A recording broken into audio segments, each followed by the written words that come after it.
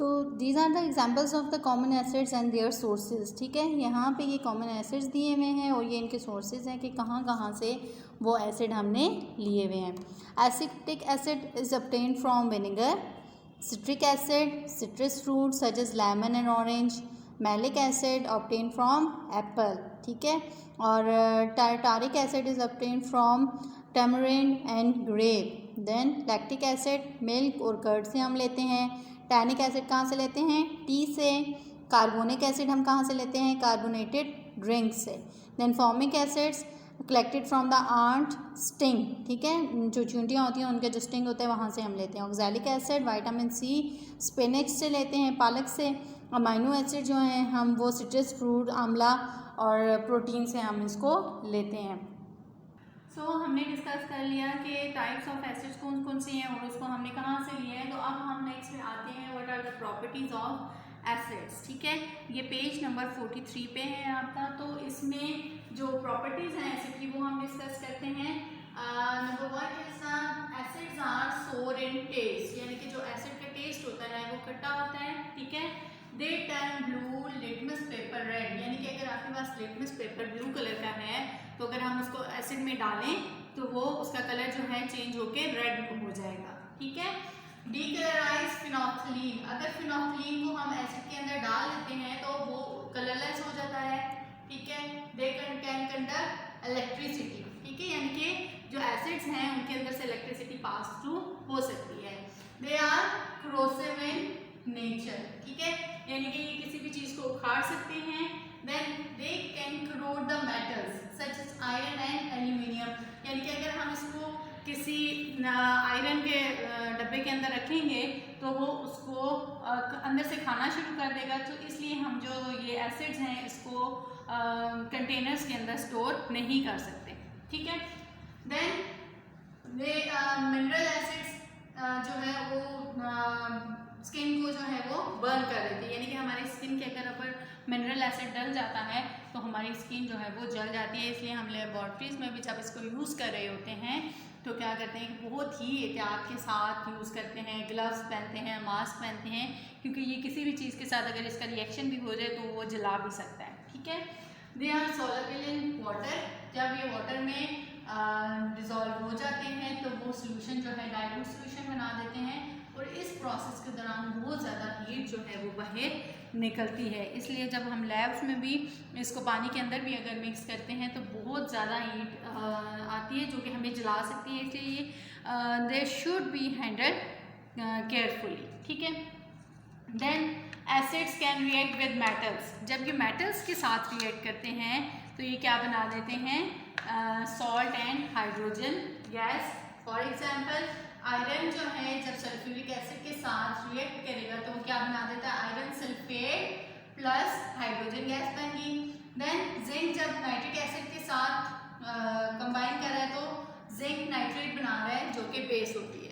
ठीक है, देन कुछ ऐसे जो एसिड्स हैं जो लेस रिएक्टिव होती हैं, मेटल जो होती हैं वो लेस रिएक्टिव होती हैं। हमने कहा है कि ये मेटल्स के साथ रिएक्ट कर सकता है, लेकिन कुछ ऐसी मेटल्स भी होती हैं जो जब बहुत ज़्यादा रिएक्टिव नहीं होती फिर वो एसिड के साथ रिएक्ट नहीं करती। ठीक है, तो हाइड्रोजन गैस रिलीज नहीं होती। एंड भी हम ये न्यूट्रलाइजेशन रिएक्शंस हैं इसको हम लेटर ऑन डिस्कस करेंगे, लेकिन यहाँ पे आपको ये पता होना चाहिए कि जब एसिड्स बेस के साथ रिएक्ट करते हैं तो सॉल्ट और वाटर बनाते हैं। ठीक है, ये मेन चीज़ आपके एंड तक जाएगी। ये एक बेसिक चीज़ है कि जब एसिड रिएक्ट करता है बेस के साथ वो क्या बनाता है? सॉल्ट और वाटर बनाता है, जो कि इस रिएक्शन को हम क्या कहते हैं? Neutralisation reactions. ठीक है, तो ये प्रॉपर्टीज थी एसिड की जो हमने डिस्कस की हैं। इसी तरह आप पॉइंट्स में इनको लिख सकते हैं। Then comes toward the uses of acid. ठीक है, हमने टाइप्स भी डिस्कस कर ली, कौन कौन सी टाइप्स थी, तो अब हमने देखते हैं प्रॉपर्टीज़ उसकी डिस्कस कर ली हैं। अब हमने देखना है what are the uses of acids. ठीक है, तो 3 टाइप्स के एसिड्स को हम यहाँ पे डिस्कस करेंगे और उनके यूजेस देखेंगे। First one is the sulphuric acid that is use for preparing drugs, plastics and fertilisers, यानी कि सल्फ्यूरिक एसिड से हम ड्रग्स भी बना सकते हैं, प्लास्टिक भी बना सकते हैं और फर्टिलाइजर्स भी बनाते हैं, such like ammonium sulphate and copper sulphate. तो सल्फ्यूरिक एसिड कार की बैटरीज में भी यूज़ होता है और सल्फ्यूरिक एसिड यूज़ होता है टेक्सटाइल पेपर एंड टेक्सटाइल्स में, यानी कि कपड़े बनाने की जो इंडस्ट्री है उसमें, पेपर इंडस्ट्री में और लेदर बनाने की इंडस्ट्री में ये यूज़ हो रहा होता है, ठीक है। Then hydrochloric acid is use to clean boilers is known as descaling, ठीक है, यानी कि जिस चीज़ में हम उसकी जो जंग लग जाता है किसी भी बॉयलर में, बॉयल कर रहे होते हैं चीज़ों को, तो वो उसके लिए, उसको क्लीन करने के लिए यूज़ होता है। Then hydrochloric acid is also use to purify the salts, यानी कि प्योरीफिकेशन ऑफ सॉल्ट्स में ये यूज़ हो रहा होता है। देन मैन्युफैक्चरिंग केमिकल्स, यानी कि इस हाइड्रोक्लोरिक एसिड से बहुत से केमिकल्स हम बना सकते हैं सच लाइक फेरिक एसिड्स, ठीक है। ये प्रॉपर्टीज़ हैं, यानी कि यूजेस हैं जो याद करने वाली चीज़ें हैं, इसमें कोई इतना समझाने वाली इस तरह से बात नहीं है, आपने इसको समझना है और इसी तरह आप इसको 1 2 3 4 पॉइंट्स में याद कर सकते हैं, ठीक है। यानी कि देखिए हाइड्रोक्लोरिक एसिड के 4 यूजेस यहाँ पे दिए हुए ना, clean boilers, number 2 purification of salts, number 3 they can manufacture different chemicals, number 4 in oil industry they are used to dissolve oil bearing rocks, यानी कि जिस रॉक के अंदर ऑयल होता है उसको डिसॉल्व करता है और क्या बना देता है, एक्वा रिजिया। एक्वा रिजिया में एक्चुअली ये क्या है, एक्वा रिजिया में 3 पार्ट्स होते हैं कंसनट्रेटेड हाइड्रोक्लोरिक एसिड के और 1 पार्ट जो है कंसनट्रेटेड नाइट्रिक एसिड होता है, इसको हम कलेक्टिवली एक्वा रिजिया बोलते हैं, ठीक है। देन नाइट्रिक एसिड के जो यूजेस हैं वो कौन से हैं, ये इस नाइट्रिक एसिड को हम यूज़ करते हैं मैन्युफैक्चर करने के लिए फर्टिलाइजर्स को, जैसे कि अमोनियम नाइट्रेट है।